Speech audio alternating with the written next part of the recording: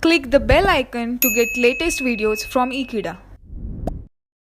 Hello friends, today we will talk about some extended year features, how to represent that features and how to reduce to the relational schema with the features. Well, the features are the generalization, specialization and the aggregation. We will see that what are the issues also that we can face while doing this ones.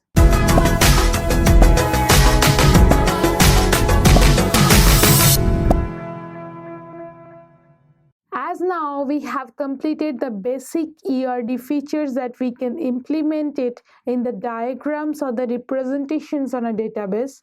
Now we will see that what are the extensions that we can make to make the more logical relation a more approachable way. So the first one is the specialization. We often know that when we use the word specializations, we means that we are actually expanding. That means from one primary attribute, we can have more than one attribute from derived to this. For example, say for a person entity set, when I'm considering a person as an object to the enterprise, a university. So the person can be a student or he can be an employee to the university. That is the most two-person relationship one can have in the university. Either you are a student or you are an employee. So now this is called the specialization. That means we are actually deriving more onto the particular entity. So for specializations, the first thing that the primary entity set has got some attributes to it. Now when I am specializing, that means I am adding up more attribute as a specialized way of representing that attribute. Say the person can has their ID and name, wherefore as the student he will get the total credit as its specialized attribute, and for the employee he will get the salary as a specialized attribute. So in this way we can keep the relation like the student ID name total credit, employee ID name salary as the specializations to the person attribute. Let us first describe the schemas.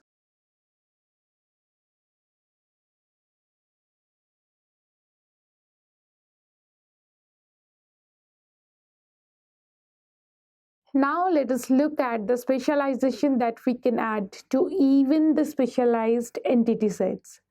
Say for an example that person has got derived into two or specialized into two parts, that is student and employee. Now see, I have added the total credit and salary as to pay specialized to the employee and student relation in some derived person entity.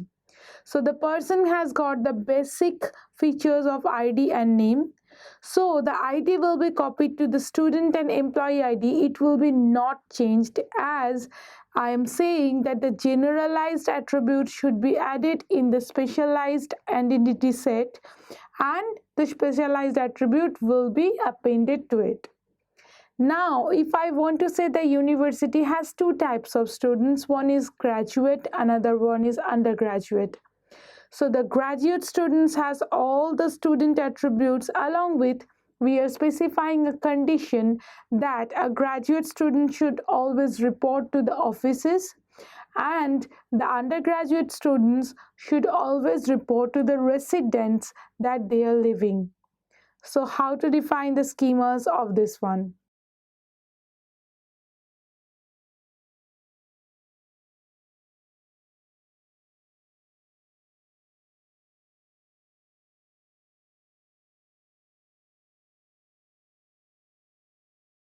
So now I got graduate and undergraduate as two entity sets derived from student, and the graduate has got office as a specialized attribute and undergraduate has got resident numbers that is added up to this relation to make it a specialized entity set of a student. Now let's talk about the relation employee and their specialization.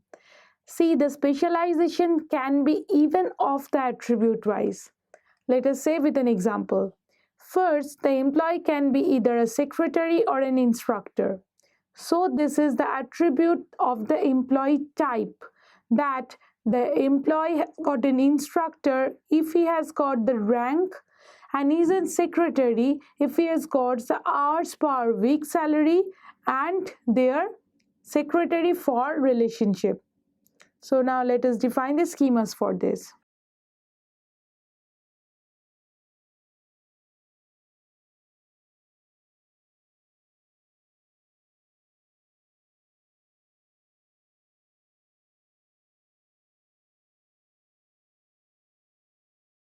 Now let us look at these two entity sets. First one is secretary and another one is instructor. So in the secretary, I got ID, name and salary as the attribute of this particular. So the attributes now we got from this employee ID as name, salary. Now the specialized are hours per week and secretary for.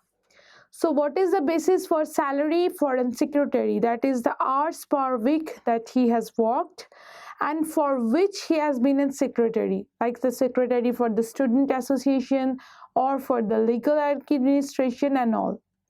Now in the instructor employee, he has got ID, name, salary, and the rank wise salary it will be given to him and for which department he is instructor being. So these are the specialized fields for the employee as an instructor. Now the employee can be even be specialized into different way by the attribute time.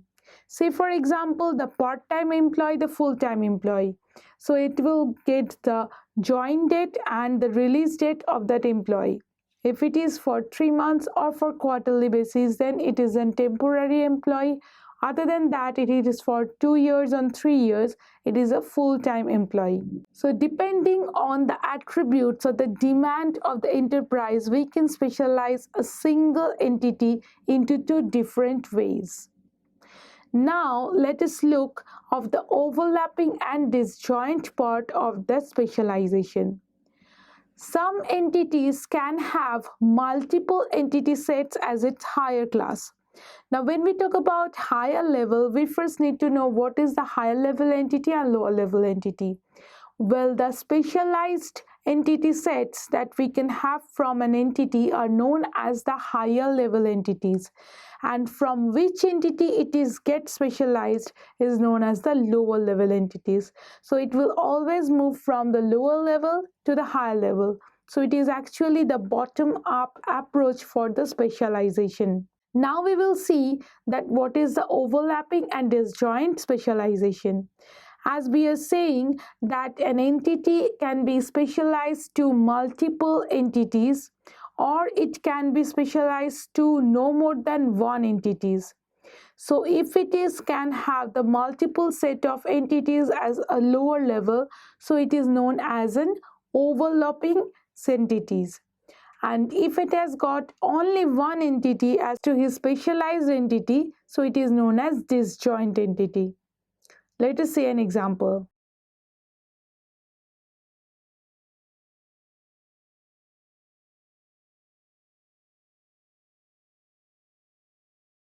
So the student and employee can be either a person. Now the person can be either a student and an employee. So here we are actually specifying a is a relationship. Is a relationship means that we are moving from this lower to the higher one. That means that student is a person or employee is a person. So there lies an is a relationship between them. Student is a person or employee is a person. So we often say that specialization is an is a relationship. So for overlapping, we are saying that student and employee can have multiple sets of persons as it belongs to multiple person. That a student can be a different person, employee can be another different person. But when we are talking about disjoint, then we are saying that a particular entity can be of the specialized entity. Now, to example of this, secretary and instructor, which can be an employee. So it is the final employee of the university that is either an instructor or an secretary. So we can signify the difference between an overlapping and disjoint set of the particular entity on specialization. Now that we have told that the bottom-up approach is for the specialization, now what happens if we go from the top-down approach? That means from the top we are actually expanding. So that means that we are actually generalizing. That means all the specialized fields can be combined together as their common primary key and can have all the features of this too. So this is more like generalization. So the specialization deals with the special features that is attached to each of the entity sets that can be derived from an entity, and the generalization deals with the common attributes that we can have of more than one attribute entity sets and place it in a single entity. So specialization is the exact reverse of generalization. However, when we represent it in an ERD, we take the generalization and specialization in no different ways. So in this way we can specialize and generalize in an ERD.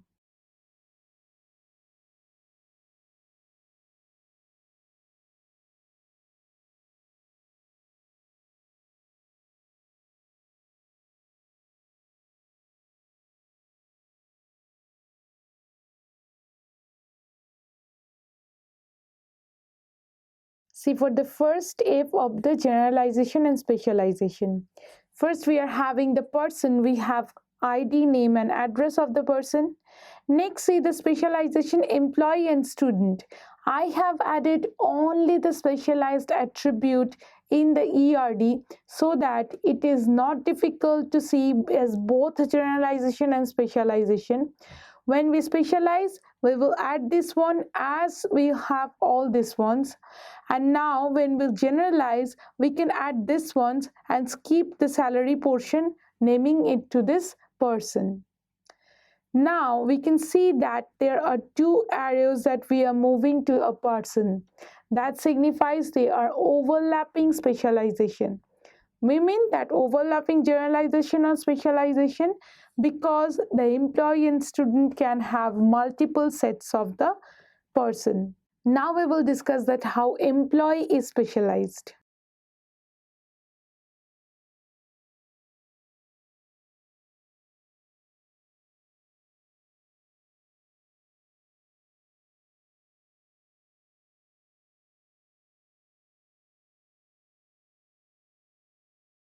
Now for this employee, we have instructor and secretary, but as a disjoint specialization or generalization, that we have only one single arrow and then a part of it is instructor or a part of it is secretary. So for having an overlapping, then we can say that there are present multiple sets. That means it can happen that we are actually adding up to the employee and student more than one person. But for the instructor and secretary, there are already predefined employees and we cannot have more than that. We cannot just simply add it to the instructor and secretary. Now let's look at this one. Rank and department are the specialized field of instructor and hours per week and secretary for the secretary. So now we can generalize it from this bottom up approach and specializes from this top down approach. Now we will see that what is the generalization on this way by the superclass and subclass. So it is basically the lower level and higher level part, that is these are the subclasses of the superclass person and these are the subclasses of a superclass employee, which is a subclass of person. So we can see that either a subclass can be a subclass or a superclass based on in which level of generalization or specialization it is belonging. Now we can say that a hazard relationship exists in terms of generalization. See that an employee has or an instructor has an employee or a secretary also has an employee to the university. Now we will move to our next part, that is attribute inheritance. When you're talking about attribute inheritance, we are actually mentioning that all of the higher level specialized class has their attributes inherited from the lower level class.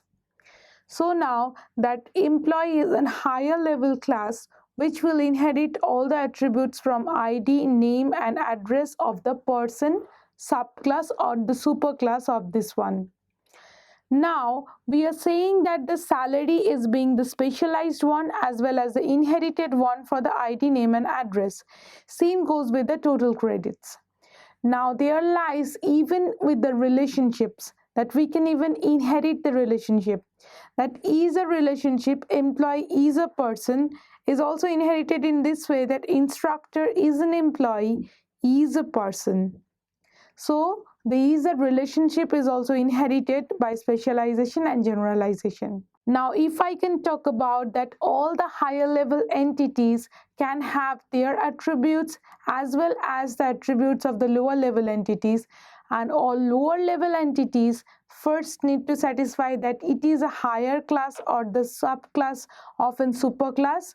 Now we can have attribute inherited to it other than their specialized attributes. Now a relationship can be either single inheritance or multiple inheritance. See here, employee is inherited from person, that is a single inheritance, where from the case of employee, instructor and secretary both are multiply inherited the section of an employee. So this is known as multiple inheritance. Single inheritance provide that when is a superclass belonging to a subclass, and multiple inheritance belong when there is a superclass subdivided into two or more subclasses. Now we will talk about the constraints that we see on the generalization and specialization. The first type of constraint is the condition defined constraint. Let us look at an example first. Now the conditions can either be explicitly defined or implicitly defined.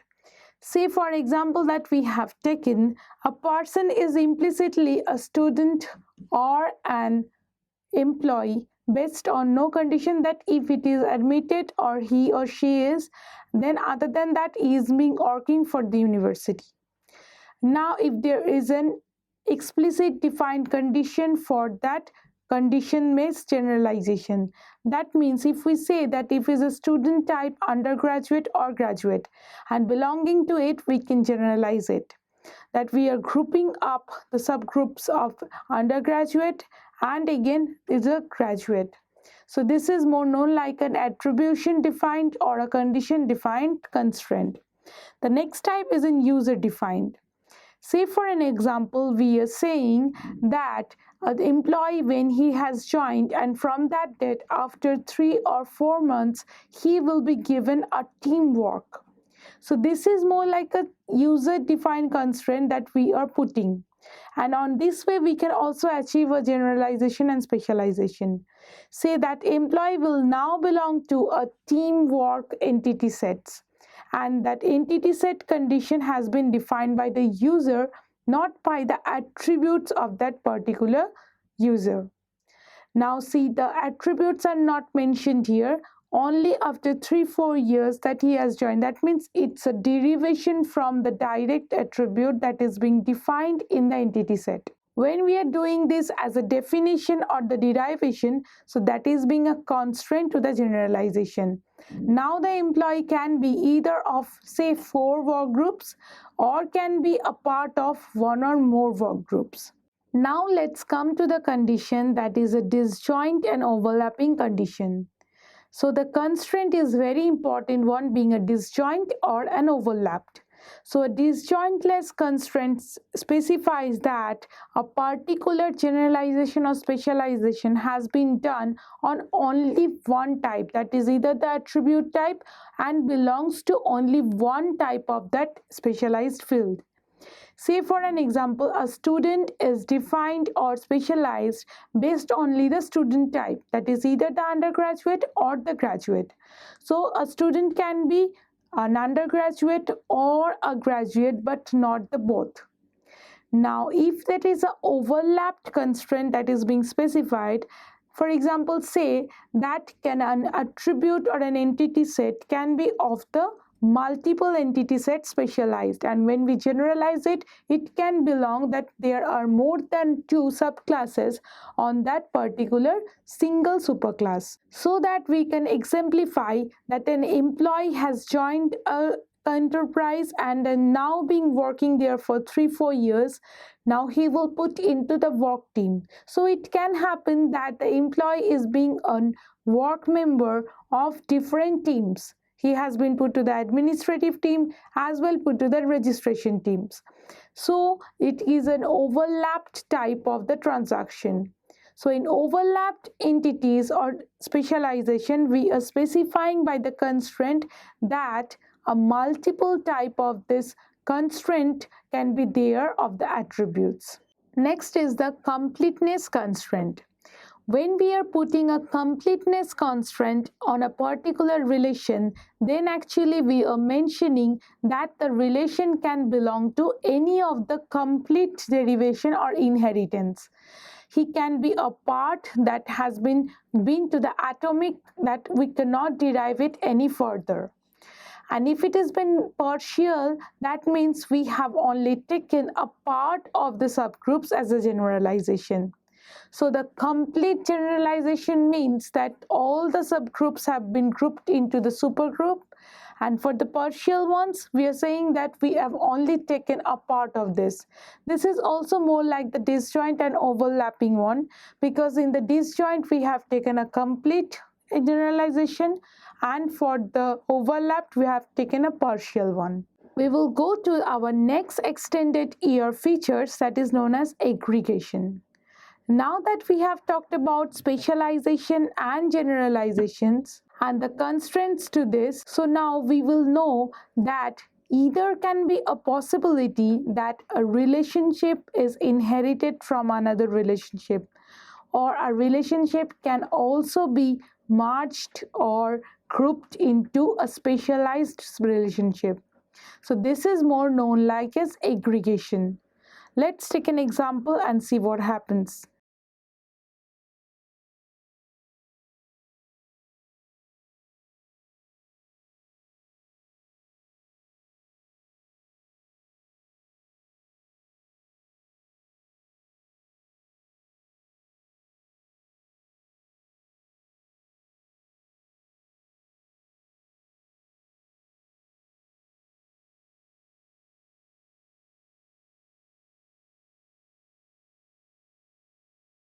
Now, this relationship simplifies that the ternary relationship between the project guide, instructor, student, and project. So, an instructor can be a project guide to a project which has been taken to a student. In this way, we can relate these three of the fields. Now, what happens at being a project guide, there can be more relationships that we can derive from it. Now that we are saying that an instructor being a project guide to a project for a student, so it can happen that the instructor has taken an evaluation after quarter month of a particular student. So for a project, now I have more than one relation that is called an evaluation. So if I use that only a project guide relation in this way, so we will have an error, because it can happen that we are having an instructor project and student relation we cannot match with an evaluation field. So we can add the evaluation attribute to the student as well as the instructor, but it will also create problem, because I'm here mentioning that for project instructor we are having the evaluation either for the project or for the student. What way to signify it? So it is always way to better use the aggregation other than using specialization and generalization relationships. We can use the relationship aggregation in this way by putting an evaluation entity set and then eval for the relationship between them.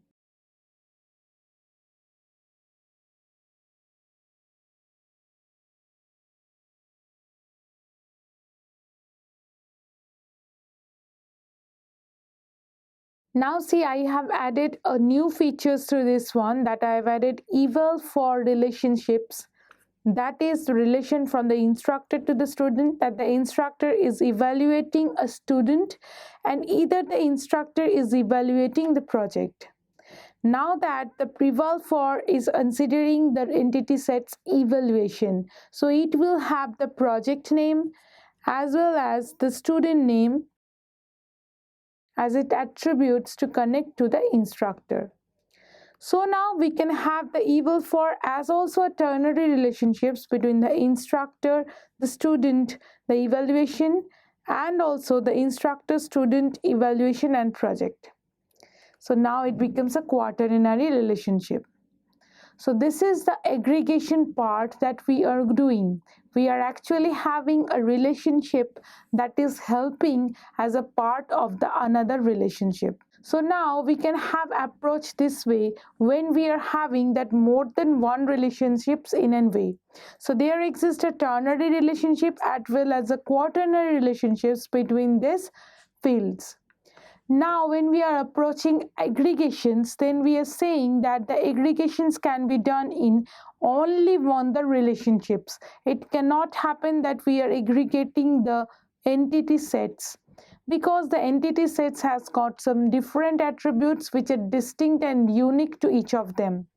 See the salary, which is unique to instructor, the total credit, which is unique to instructor, the course that is unique to project, and the project name and the student name being a primary key of the evaluation field. So basically we can say that aggregation is just a conceptual view on which we can say the relationships as an higher level entities, not just the relationships. So we are actually specializing the relationships into the aggregation. Now we will see that how to reduce to relational schemas with the generalization, specialization and aggregation. So for reducing to relational schemas, we must define the schema first. Here we will do so by defining a common primary key to all of the subgroups that being a part of the supergroup. So the subclass it can have a more than one, like a person can have an employee and a student relation in it. So there should be some common key that can be treated as a primary key with the higher level entity or the particular relational schema that we are dealing with. So let us now first define the schemas.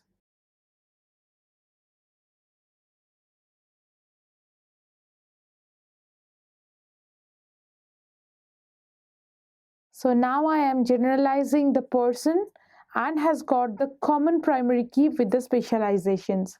So in this way we can possibly give an overlapping representation on the reduction to relational schemas, that is defining a relation between them. Now another way to give in a disjoint. When I am giving in a disjoint one, then I have to specify all the keys in the superclass and also in the subclass. So for a disjoint one, the relational schema for student and employee will look like.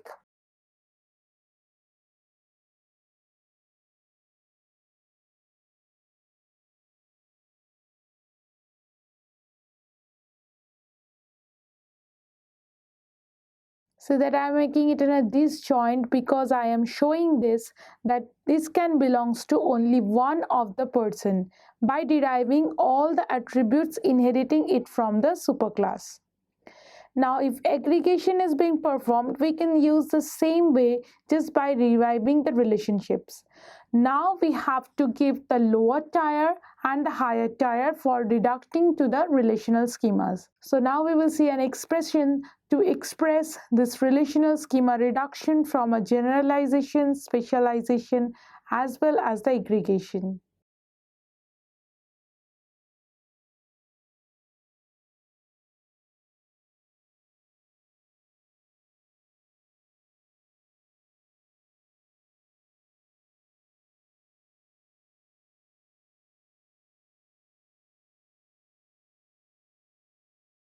So this is the reduction to the relational schema using the aggregation, that we are using first the project instructor and student relation with the relationship project guide and considering is as the lower tier. Now I am adding up the eval for relationships with this lower tier. See, not from this project guide relationships. So the difference I have made here, the relationship is from the lower tier to the higher tier, and evaluation is the attribute on the entity set that we are considering for as a higher layer entity. When we are taking this as this eval for relation, then we can say that the lower tier relationship is actually having the eval for with the evaluation.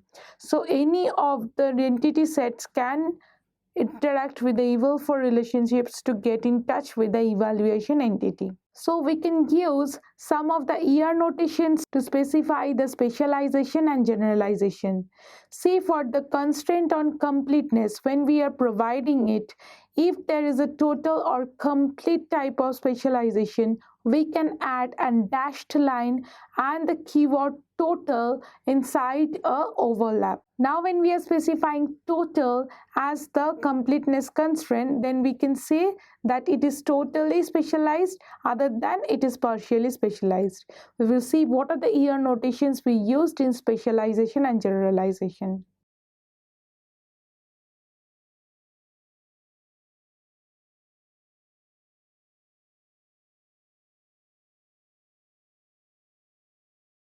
Now we can either use a single line to convert the partial and the double line for the total generalization, or we can use a dashed line like this.